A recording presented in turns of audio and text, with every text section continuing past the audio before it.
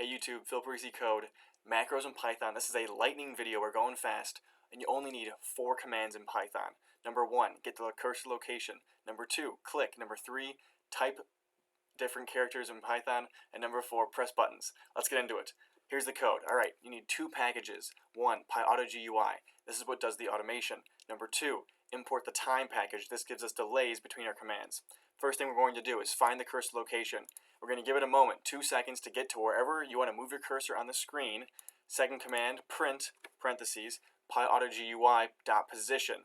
That gives us our output of where our cursor is, so we can find locations on the screen of where we want to click. Let's run this. I want to open up Word. I'm keeping my cursor there. Boom, there's our output. This is the location we're going to use for our click. Already on to number 2. Right here, 528, 1060. So now we can run this again. We're going to actually take out that time delay and the print because we have the location now. We no longer need this.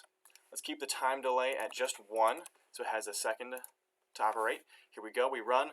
Boom. It clicks the Microsoft Word icon and we're golden. It takes about 4 seconds for that to open up. We're going to want to click New Blank Document after that. You guys already know how to get your position, so I'm not going to find it again. Let's roll here. We're going to do a sleep again, 4-second delay in between opening and clicking Microsoft and clicking the blank document. Get that out. Let's run this and see how it goes. 1 second delay. Click the Word icon. 4-second delay. Clicks blank document. Boom, we're in the new document. First down 2. Okay, now we're on to number 3. Type the letters, okay? To do this, pyautogui typewrite, and you put a message in there.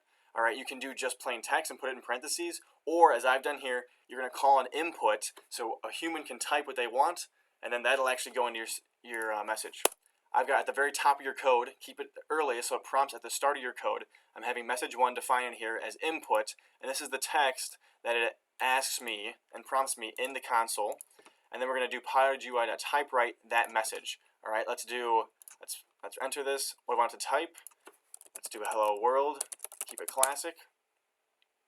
Boom, opens up Word, delay, new document, and types hello world.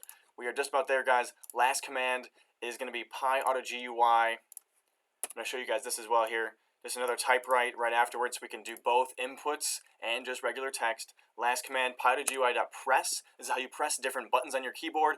Your argument is just going to be the name of that button you're trying to press. So I'll do enter here, and that'll show us we're going to print hello world, what up? Enter, and then we're going to print that same message again, hello one, little concatenation here, plus you're looking good, son. Let's run this. It's going to ask what I want to type.